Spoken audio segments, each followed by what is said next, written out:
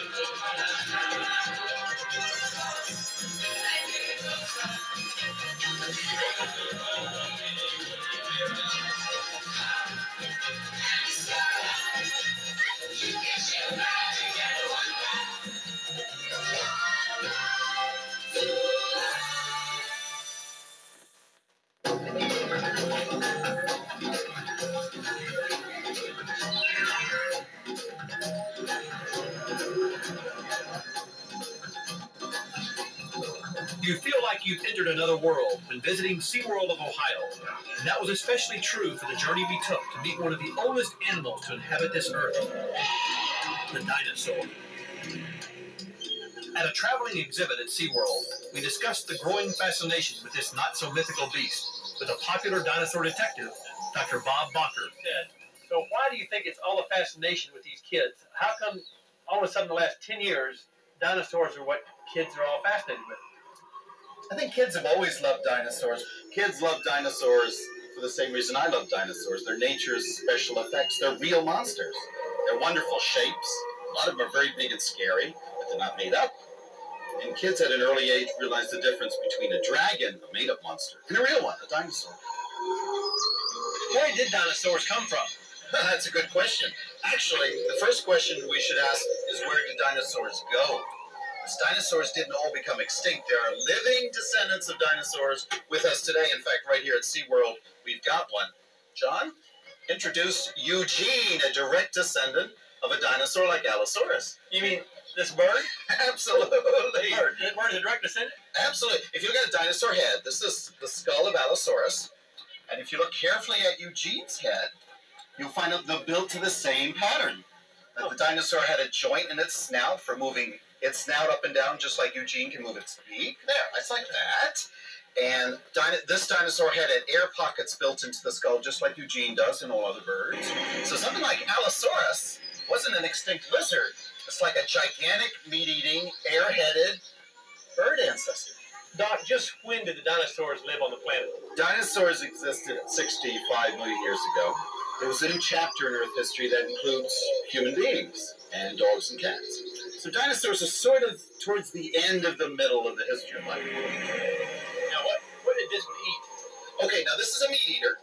It had quick-acting jaws for a quick snap, sharp teeth, and each of these teeth have something like a steak knife in the back, like a little saw edge. Huh. Now, this one here, it lived all over the planet? Yes, because all of the continents back then were stuck together. So an allosaur could walk from North America to South America, walk to Africa and India. There were no oceans separating the continents back then. Dinosaurs lived and died and left their bones everywhere, on every continent, from Antarctica, Alaska, to India, to Australia, everywhere. A fossil is something of ancient life that's embedded in the rocks. Fossils are not just bones. Bones are fun, but we also have fossil nests with dinosaur eggs in. Now, Doc, how did something this big sit on an egg? Well, I don't think they sat on the egg. I think what happened is they built nests like megapode birds do today in Australia, or like alligators do. Female scoops out a hole, lays her eggs, covers the eggs with rotting vegetation and leaves, and that's those leaves and vegetation that keeps the young warm and safe and free from drying out. Now, is this how big the eggs were? You bet. This is a recreation of nests found in southern Alberta. The fossil eggs have been found for this type of duck-billed dinosaur plant eater. And the young really are tiny when they hatch out, way less than a pound. Now, what did these eat? Now, these are plant eaters. Most dinosaurs were plant eaters. They had a beak for cropping vegetation here and lots of molar teeth for cutting them. This is a defenseless dinosaur, would have to hide.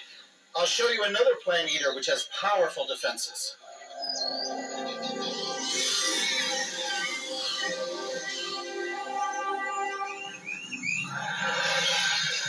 Here we have the best protected dinosaur plant eater. In fact, the best protected plant eater of any age, Triceratops. Now this guy is only half grown. Now, what's all this for, all this mechanism? Okay, it's got long horns over the eyes, got up to a yard long as an adult, long horn over the nose, powerful cutting beak, strong legs for charging, incredible protection. What's this thing? That's a frill with sharp-edged little hornlets there. The whole head is an incredible weapon. It's like a rhinoceros. It's a lot like a rhinoceros. Who would even attack this thing? It doesn't have any enemies, does it? Right. Yes, it did, and there's a very good reason why Triceratops has the big brow horns, the big nose horn, and the answer is Tyrannosaurus Rex.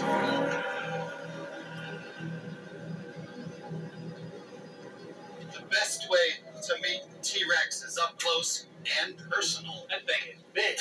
Oh, my. Well, I hope it didn't bite you. No, it's perfectly all right. He was fed a Buick earlier. He'll do fine. Now, if you cut into a T-Rex, the actual skeleton, you'll see something really weird. You get the head bone, the skull, 5 feet long. You drop it on the floor, the bones break. They're all hollow. Most of the bones of T-Rex, from the hips all the way to the snout, were hollowed out and full of air chambers when it was alive. So T-Rex was a 10,000-pound airhead. But it's an airhead the way living birds are airheads. That air kept the brain cool, helped it to breathe very efficiently. Bird lungs are better than ours. So T-Rex was 10,000 pounds of giant turkey thigh, air-headed, saber-toothed, fast-running, crunching predator. So nobody messed with this. Oh, nobody. Nobody at all. The biggest, heaviest, most powerfully muscled, meat-eating machine that the world ecosystem has ever seen. So if he was the most powerful on land, who was the most powerful in the water? That's interesting. There were no dinosaurs in the oceans. There were other sorts of monsters. We can see 2 of them right over here. Right. Most of these guys were fish eaters or ate squid. There were a lot of squid back then.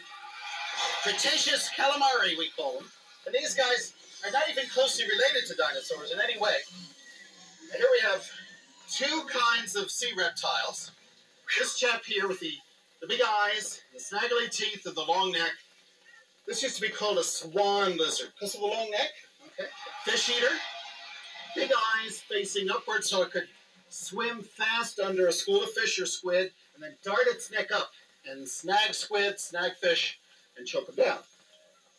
And this type of monster was one of the rulers of the ocean all through the age of dinosaurs. He looks like the Loch Ness. He does. Now, you're absolutely right. People who believe in the Loch Ness Monster think it's a living plesiosaur, a living swan lizard. Now, that guy over there, guy with the long snout, short neck, flippers for feet, that's a genuine lizard. That's a family of extinct lizards.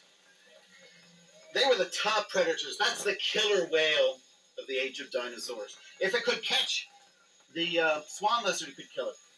It wasn't as fast. More of an ambush predator, lying in the shallows or in the weeds, ready to dart out and grab a big fish, a big squid, or another marine reptile. Scary time to be a fish. What happened to these dinosaur sea creatures? How did they become extinct? That's a great mystery. It was a terrible ecological catastrophe because these guys in the ocean died out the same time T-Rex and Triceratops died out. Now, what do you think about the animals going into extinction today? It's different, isn't it? It's different. It's a lot sadder, and I'll tell you why. When these guys went extinct, new species evolved, like killer whales that are still with us. There was replacement. The animals that are dying out now, there are no new species to replace them. We're losing things that will never get replaced. Now, that's really sad.